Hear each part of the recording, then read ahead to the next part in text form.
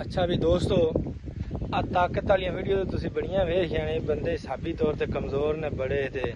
उजलाती भी ते सतावी तो मेरा भाई जिन्हां दा नली नहीं ना सुखदी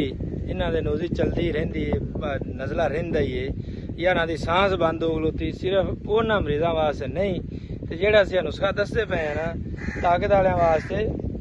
आ बोड़ आ दाड़ी वेंदे पे या ताजी ताजी दाड़ी जे निकलदी पई है जेड़ा दा इंदा कमाल जिंदे विच इस टाइम दुध भी बेहतरीन इंदे विच विटामिन हैगे ने ये तुसीं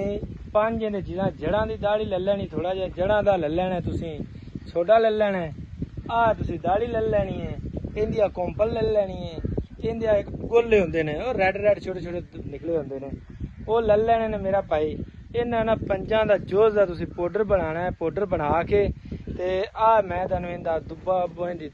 दुध दसदा पिया किवें इंदा चोना जे ए कोंपल तुसीं लानी वेखनी है ते इन्हूं जो तोड़ोगे ना तुसीं इहदे विचों आ दुध सेमे आएगा इस दुध नाल मेरा भाई तुसीं इहदी गोली बनानी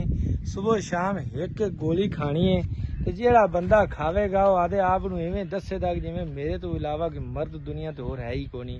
इहदी इन्नी पावर रत्ता लाल तुहाडा चेहरा कादे सी जिवें तुसीं सलाजीत खांदे जी तो मेरा भाई इनकी सलाजीत नाल भी ज्यादा ताकत जे बेहद ताकत जे ते बड़ा ही शानदार रिजल्ट जे ये एंटीबायोटिक हमेशा रहन वाली ताकत है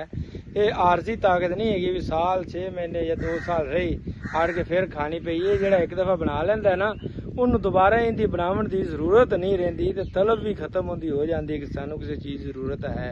और इन्हें अपने आप नूं इन्ना हावी ते इन्ना मजबूत समझा दिमागी लिहाज नाल भी जिसमानी लिहाज नाल भी बहुत ज्यादा एक्टिव ते पावरफुल रहिंदा है वो आदे नूं समझा कि जिन्ना भी ताकत दा सिकंदर सुल्तान आ मैं ही हाँ बस।